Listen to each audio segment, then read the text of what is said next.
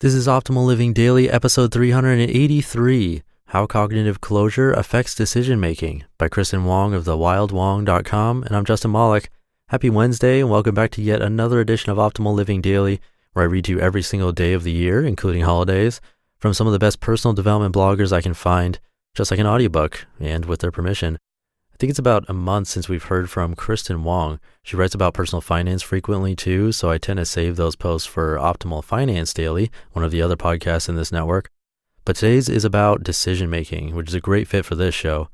So with that, let's just get right to the post as we optimize your life. How Cognitive Closure Affects Decision Making by Kristin Wong of the wildwong.com. I'm a list person. I make lists of the things I have to do, stuff I want to buy, and goals I'd like to achieve.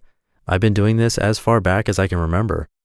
My mom loves to tell the story of how I showed her my life timeline as a kid. Remember the 90s when printer paper was one long perforated sheet? My timeline took up like 6 sheets, lol.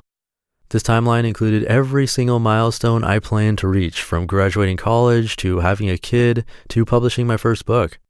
That timeline helped me set some concrete goals and work toward them, which is why my mom was proud of me.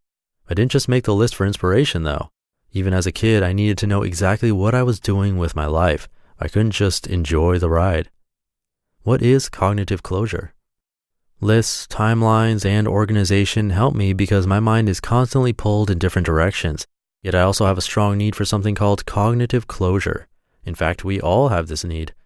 Cognitive closure is our aversion toward ambiguity and our desire to arrive at definite conclusions, sometimes irrationally. In other words, it's our need to know everything, to feel a sense of control. It's coming up with a giant timeline of events, struggling to predict the future because I'm averse to not knowing. It's when you want answers more than you want the right answers. I first read about this concept in Charles Duhigg's book, which I know I've mentioned a zillion times already, Smarter, Faster, Better. In it, Duhigg explains how it can have a profound impact on decision making. Here's how it works in the first place, though. Quote, "The need for cognitive closure in many settings can be a great strength. People who have a strong urge for closure are more likely to be self-disciplined and seen as leaders by their peers. All of us crave closure to some degree, and that's good because a basic level of personal organization is a prerequisite for success. What's more, making a decision and moving on to the next question feels productive. It feels like progress," unquote. His point that closure feels like progress really stood out to me. Sometimes what feels productive is simply a distraction.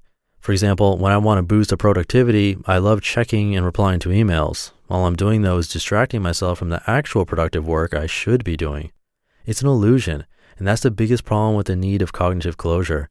It makes us susceptible to illusions and poor judgment. When it comes to decision making, our need for cognitive closure can be a distraction. How cognitive closure causes problems. A paper published in Political Psychology said that, quote, "The need for closure introduces a bias into the judgmental process," unquote. In other words, when you're bent on having all the answers, you're less likely to be open to the fact that you may be wrong. I think this is why I was bad at math. I'd come up with a solution, and even if it didn't quite look right, my mind would say, Nah, that's just some weird anomaly. You've got the answer, you're good. It seems fairly obvious how this is problematic, right? Bias is bad. Here are some specific ways our need for closure can mess things up though, specifically when it comes to decision making. Misdiagnosing problems. When you don't understand why something is wrong, so you diagnose it with something you do understand, like my math issues. Or worse, when I was unwilling to admit I had depression and coped with it incorrectly. Black and white thinking. When you want to understand one subject so badly that you focus on its opposite in order to understand it better. For example, when I realized the religion I was raised with wasn't for me, I spent a long time hating it. I wanted to understand what it meant to not have a religion, and for a while I equated it with hating religion altogether. It made me closed-minded and intolerant. There's nuance in everything, but black and white thinking, fueled by the need for closure, keeps you from seeing that nuance. Missed opportunities. When your need to know exactly who you are and your life's purpose gets in the way of having new, fulfilling opportunities. In college, I planned on being a teacher. It fit my timeline. I wasn't particularly enjoying the courses though, and luckily a couple of my English professors intervened and mentioned I might be happier if I switched majors. I did. I was. I wouldn't have done it though if I didn't let go of my need for closure and reevaluate my passion. Side note, I still think teaching is one of the most noble professions. For me though, the biggest problem with cognitive closure is that it keeps me from enjoying the process. That timeline was nice and all, but there's so much it left out. I became so obsessed with what I should be, where I should go, and what I should accomplish that I forgot the entire point of setting goals in the first place, a sense of fulfillment and happiness. None of this is to say our need for cognitive closure is bad. Like I said, my mind sometimes feels like a pinball machine with 10 different balls going at once. It's inherently distracting, I have no idea where to focus, and I'm scared that if I don't focus on something, I'll miss out on everything. Cognitive closure makes me feel good because it helps me focus amid all that craziness. That said, there are drawbacks. I'd like to learn how to balance the need for cognitive closure with the beauty of not knowing all the answers. You just listened to the post titled How Cognitive Closure Affects Decision Making by Kristin Wong of the wildwong.com. And I don't know about you, but I related a lot to this in different ways. Hopefully you found it helpful too. You can find this post at thewildwong.com, and I have it linked at oldpodcast.com. And Kristin also writes for some huge publications. You should check her out.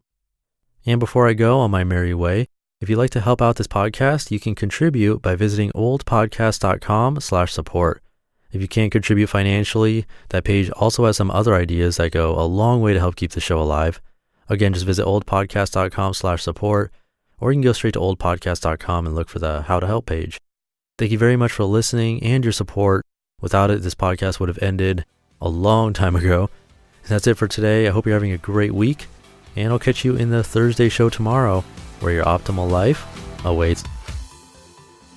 Hey, this is Dan from the Optimal Finance Daily podcast, which is a lot like this show, except more focused on personal finance.